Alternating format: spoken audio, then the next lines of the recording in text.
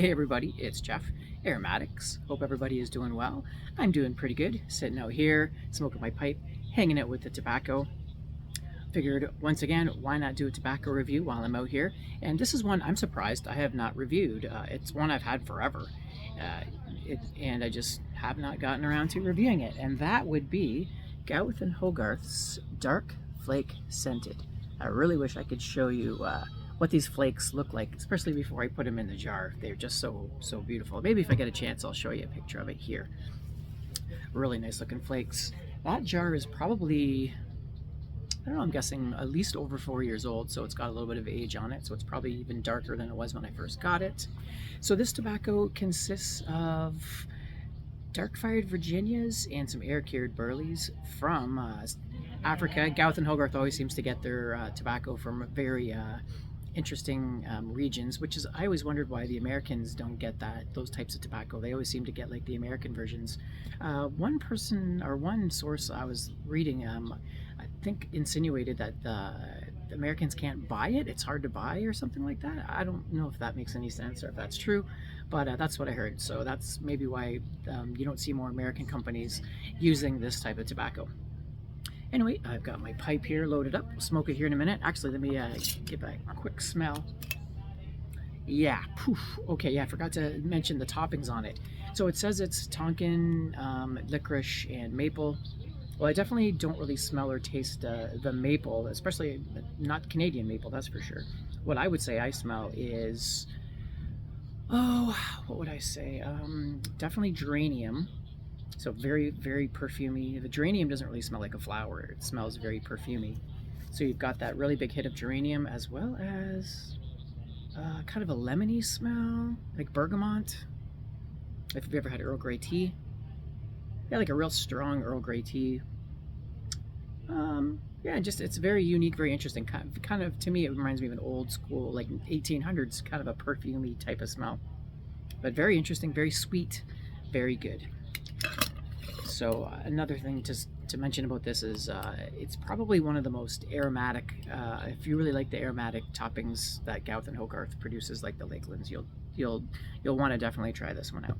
I think it's even probably more, or just as aromatic as, say, Annandale Flake would be. Just a different type of. This is more of a sharp type of smell to flavoring, I would say. Anyway, let's light up the pipe and see what we got. Speaking of pipes, this has nothing to do with the review, but I picked up a couple of bulldogs. Well, I think this is not a bulldog, but I can't remember what it's called. Someone will tell me in the, can't think of it right now, but someone I'm sure will tell me in the comments below. It's got a nice saddle bit on there. Now that I think is more of a traditional bulldog. This one I've had for a while, but what I'm doing with these is just trying to, they're kind of ugly when I got them, but this one I've got sanded down pretty good. I thought I had some stain left, but I think I threw it out. When we were cleaning up, I thought, I'm not going to use this probably anymore. And of course, as soon as I threw it out, a month later, I'm looking for it. Christina's a good influence on me to keep things pretty clean and organized, but sometimes I throw out stuff that I wish I didn't. It's a fine line between, keeping things that you might not use and not. So let me light this up again. A little tamper here I'm using. This is a tamper made by Mark from Tobacco Pipes International. Super nice guy. Hope you're doing well if you're watching this, Mark. Christina likes her Rose of Sharon. This is the 4 Kicks cigar one.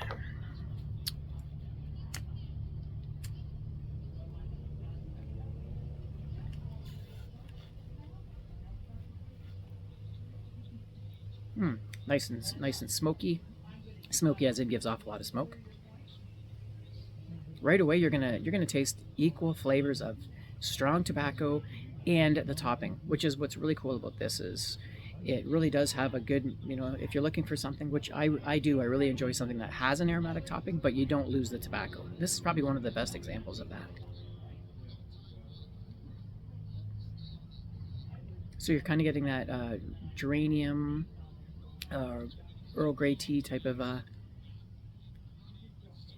taste. You can actually taste it. It leaves a taste on your tongue, which I enjoy. Some people don't like that lingering taste. I do. That's why I smoke a pipe, to get the flavors. And every once in a while you get hit by that dark fired Virginia tobacco in the burley. That just, to me, it tastes kind of cigar-y. In a nice rich smoky type of way.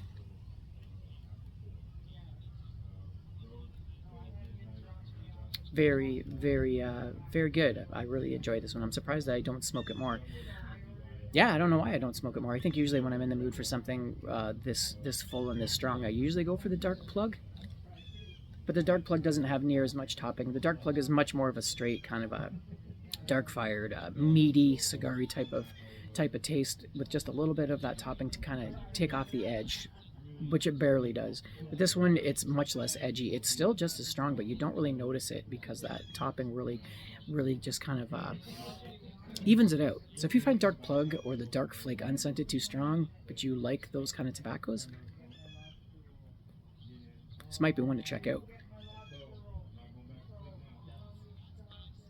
Definitely a sipper, definitely one that it burns really slow, you want to take your time with. But if you got a lot of time, you're doing some paperwork or just sitting out and playing chess with somebody or something like that, this would be the one I would choose. It's definitely something to take your time with, sip it slow, and if not, at least pack it in a smaller bold pipe.